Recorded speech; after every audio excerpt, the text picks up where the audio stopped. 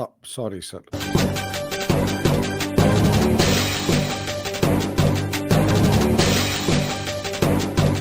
Bismillahirrahmanirrahim. Assalamu alaikum, Pakistan. This is Heather Mehdi with our weekly roundup of English in English on the things that are happening in Pakistan and around the globe, and especially in the region. We're sorry we could not make it for the last couple of weeks due to various reasons, some personal, some professional. And I welcome my dear guest, Dr. Zafar Bangash. Dr. Zafar Bangash, welcome to the program. Assalamu alaikum. Walaikum salam, Haider. It's a pleasure to be with you once again, and my salams to your viewers and listeners as well. And we start with our prayer that may Allah subhanahu wa ta'ala expand our breast and make our task easier and untie the knots in our tongue so that the people who hear us may understand what this is. This is a prayer of Hazrat Musa, Prophet Moses, when he prayed to Allah subhanahu wa ta'ala to grant him and his tongue, which he had a speech impediment. So he spoke to Allah subhanahu wa ta'ala and said to remove the impediment in his speech so that what he says people can understand. So we always start with this prayer.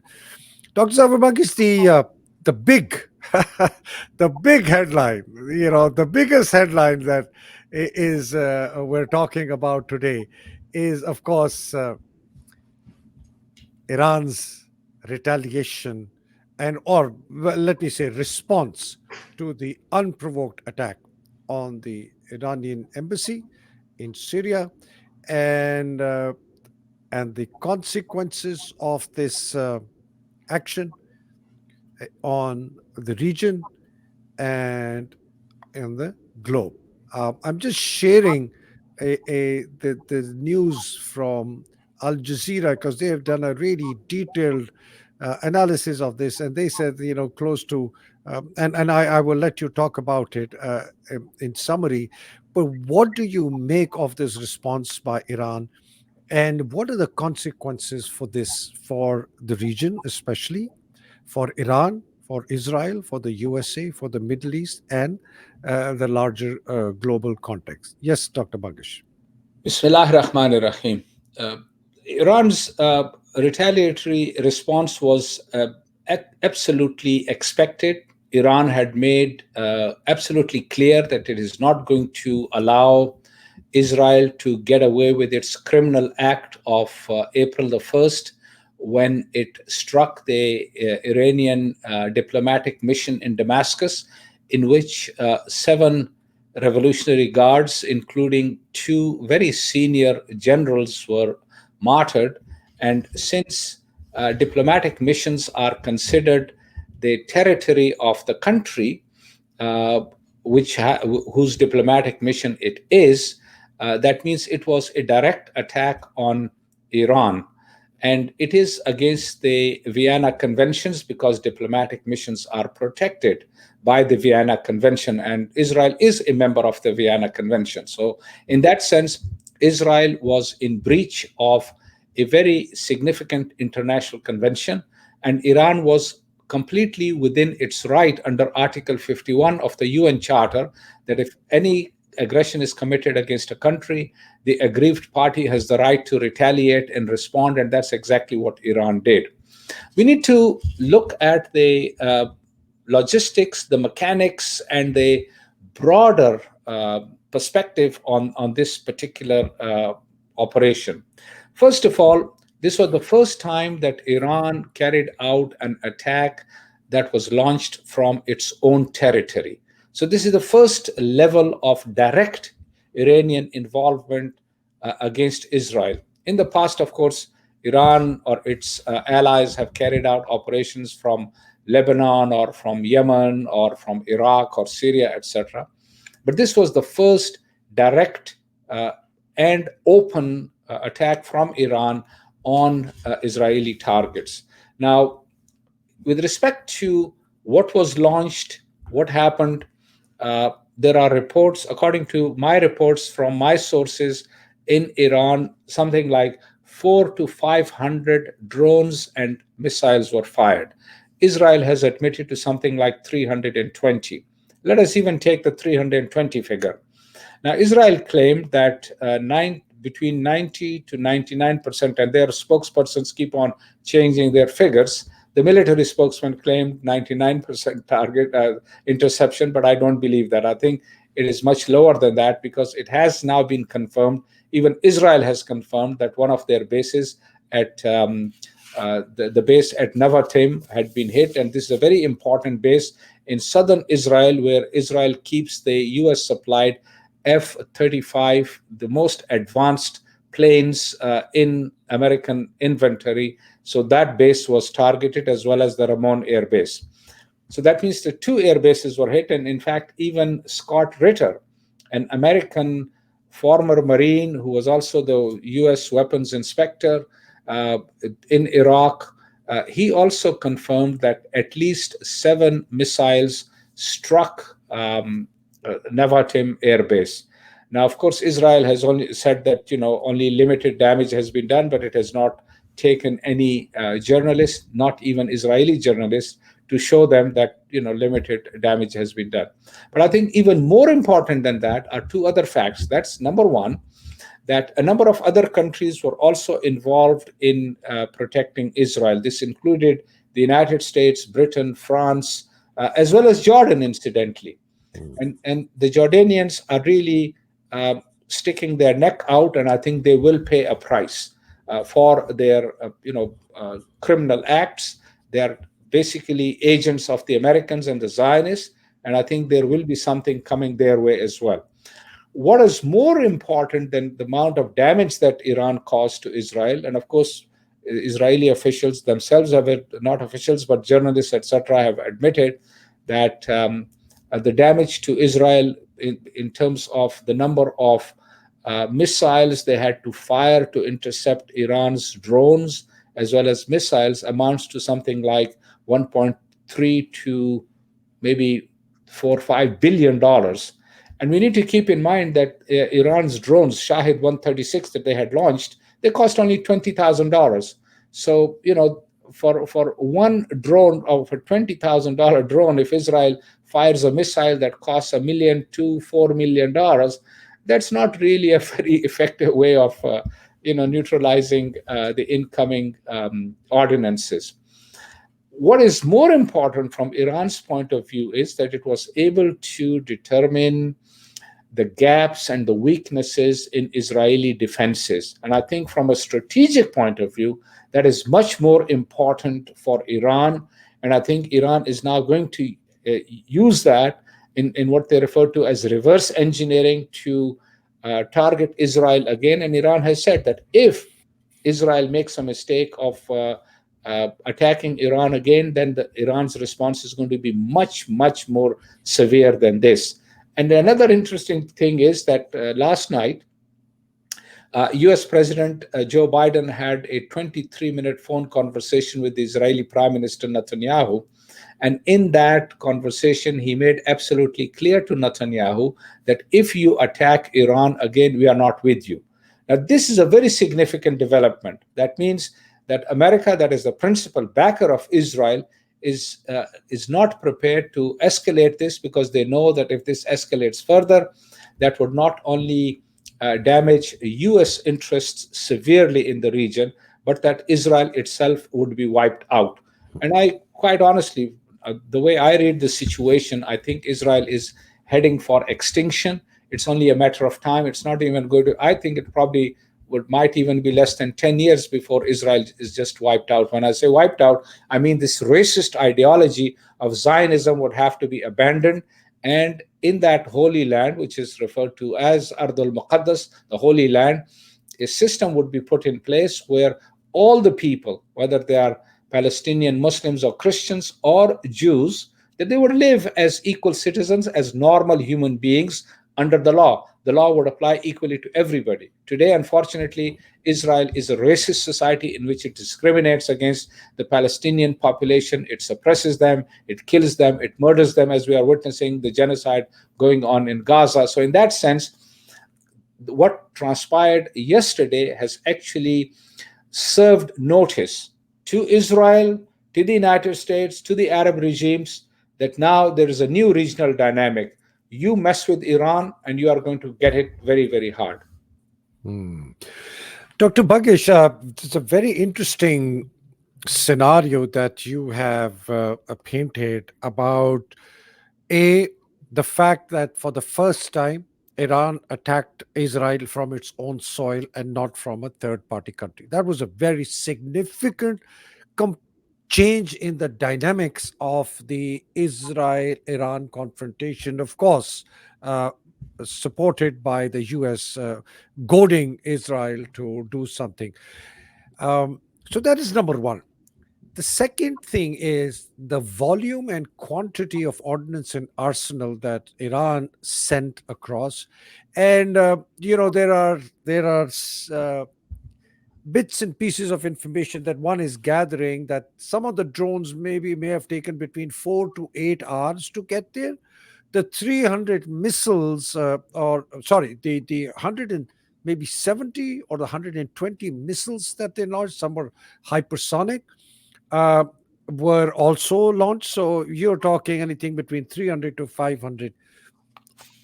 So, second is the volume of arsenal and ordnance they were able to unleash.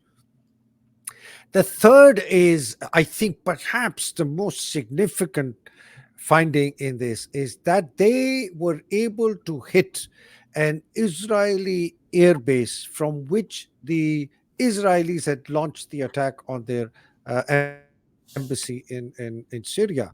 And seven of those hypersonic missiles, which were targeted on that airbase, not one of them was countered by this Iron Dome or any country in the region that was firing to attack. So that really was perhaps the message that if we want to hit a specific target, your 300 billion or 400 billion or 100 billion Iron Dome cannot save you. Here are these seven missiles that have hit home on target when we wanted. That's the number fourth, in my view, perhaps the big. I think in the strategic context, who blinked first? This game of chicken, and I think the US and Israel have blinked. Now they're calling cabinet meetings. Should we respond? Should we retaliate? And like you said, Biden has told very clearly. They said, uh, we are not looking for a significant escalation. Made it very clear to the Israeli Prime Minister last night that we do have to think carefully and strategically about the risks of escalation. And basically, has said, if you attack, we're not with you. You're on your own.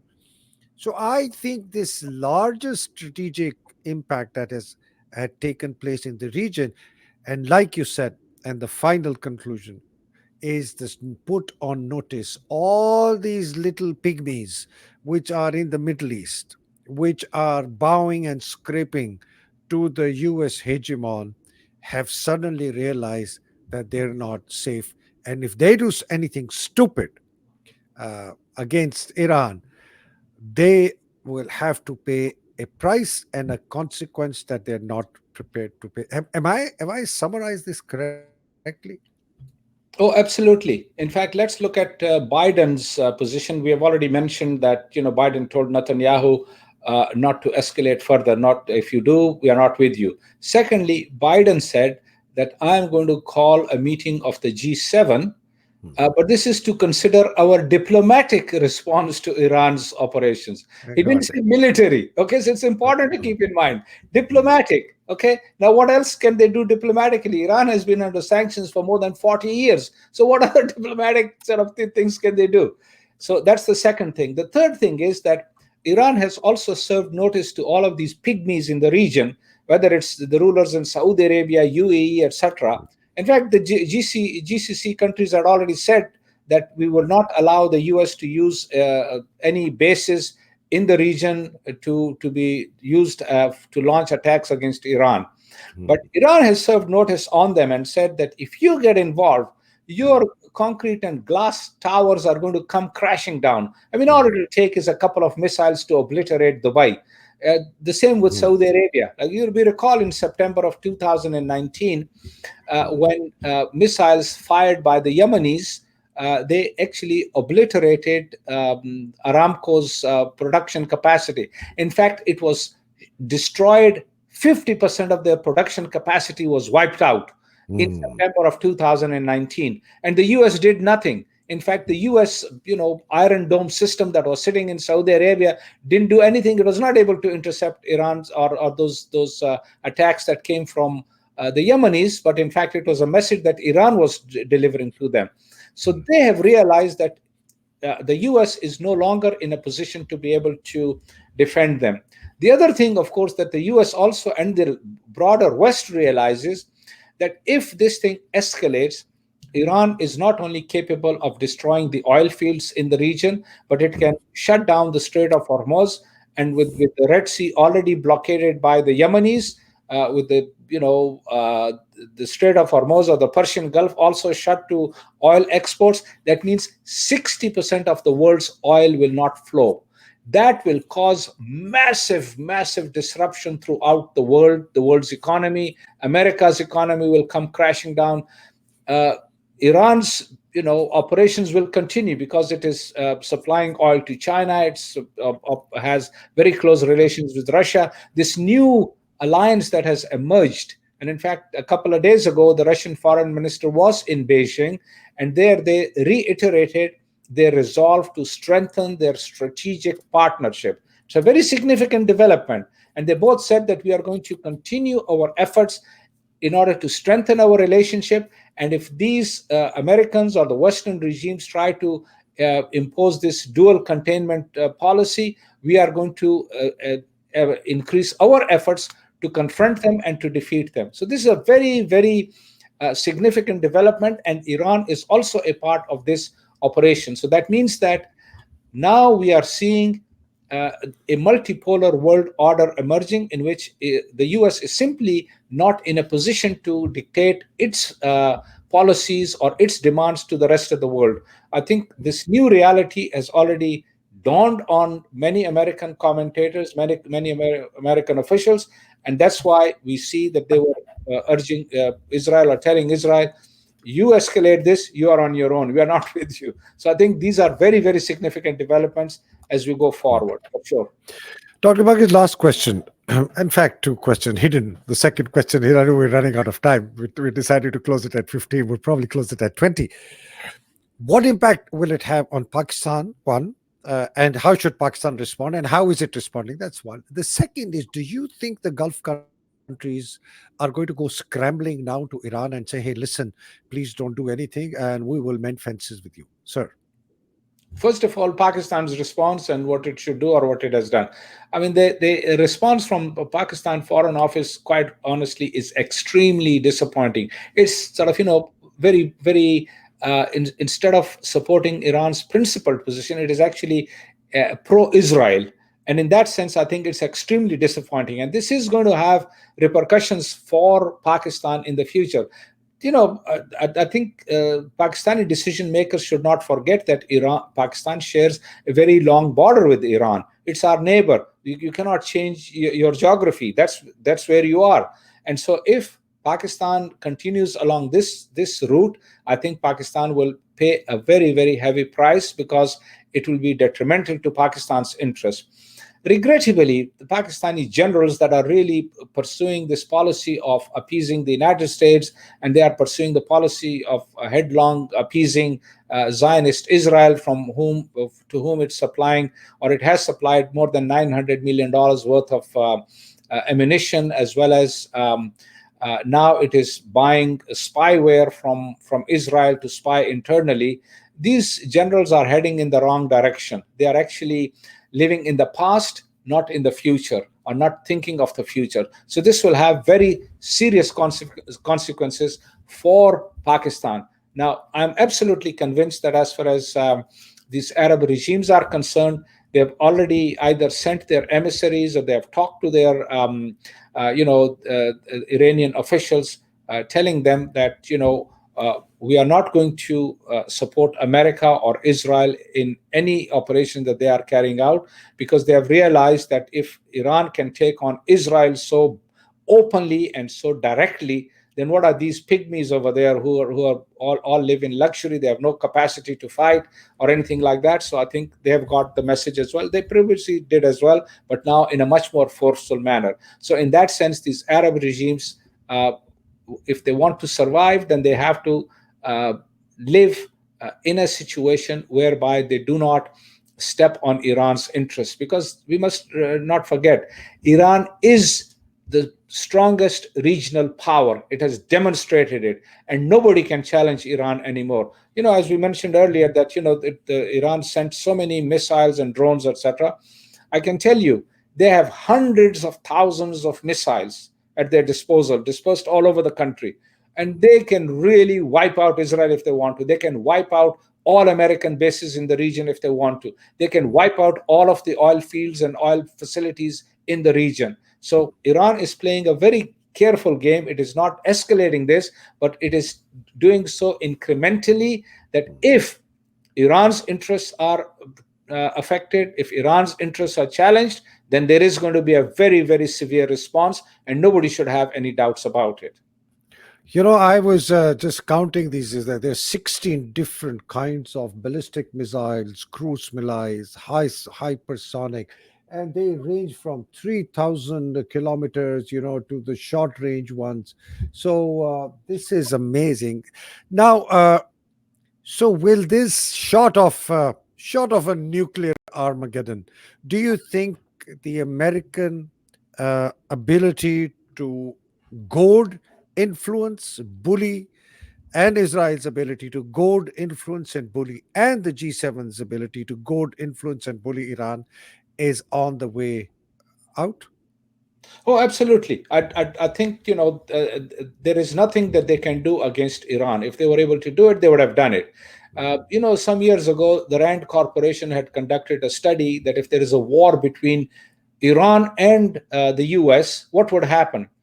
And the Rand study confirmed that Iran would overwhelm the American naval forces in the region within 2 hours. This was Rand study, not an Iranian study. So, the American generals and naval officials, etc., they all know. Also, we need to keep in mind that the U.S. Fifth Fleet is based in Bahrain, and Bahrain is a very, very easy target for Iran, and I think that base would be wiped out, just as Al Udeid, their air base in Qatar, would be wiped out. Similarly, their bases in the UAE and Saudi Arabia.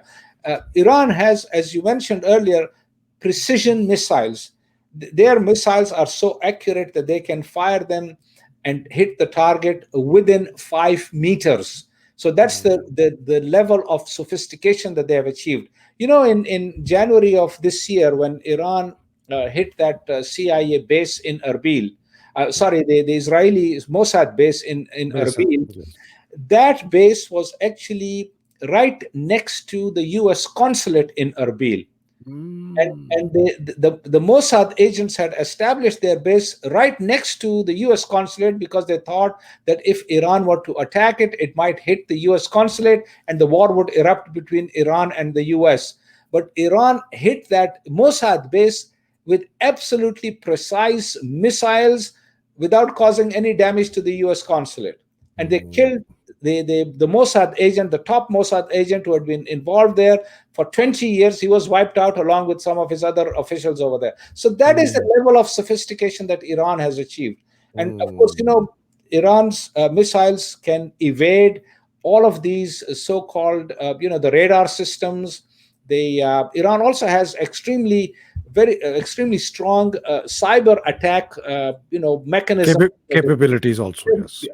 tremendous capabilities. And all of these countries, whether it's Israel, Europe, or America, they are very vulnerable to cyber attacks. You hit their electricity grid, you wipe out they turn them blind. And so Mm. that is something that they also realize that Iran has capabilities for, and therefore they're not going to take any risks with provoking Iran any further. Iran has never actually initiated war against any country in the last 150, 200 years, but it has never hesitated from defending itself, and it will continue to defend itself vigorously if attacked. Thank you, Dr. Bangash. When I was in the US, Oldsmobile, one of the cars brand, had launched a new model, and their advertising tagline was, "This is not your father's Oldsmobile," because it was considered a fuddy duddy. I end with this: this is not your father's Iran or your father's Middle East. This is certainly not your father's US or Israel. The world has changed. Thank Absolutely. Thank you very much, Dr. Zafar Bangesh. May Allah subhanahu wa ta'ala bless you and all your loved ones. May Allah subhanahu wa ta'ala bring peace to this globe and the Middle East. May Allah subhanahu wa ta'ala grant the oppressed people of this world in Gaza, in Palestine, around the globe, in Pakistan, to stand up for their rights and fight against the tyrants and the hegemons and the violence and the fascism and the hypocrisy that all these people bring and justify their actions under the garb of human rights and rule of law. May Allah subhanahu wa ta'ala give all of us strength to fight this injustice across the world. Thank you very much, Dr. Bangish, for your very candid, very clear-headed commentary on the Iran response to the Israeli unprovoked attack on Iran. And we wish all our viewers well. May Allah subhanahu wa ta'ala grant you all and your families and your loved ones great peace and prosperity. Thank you very much. Pakistan Zindabad, Pakistan Paindabad. Ilahi Amin. Assalamu alaikum. Islam. Khuda Hafiz. Thank you, sir. My pleasure. Thank you.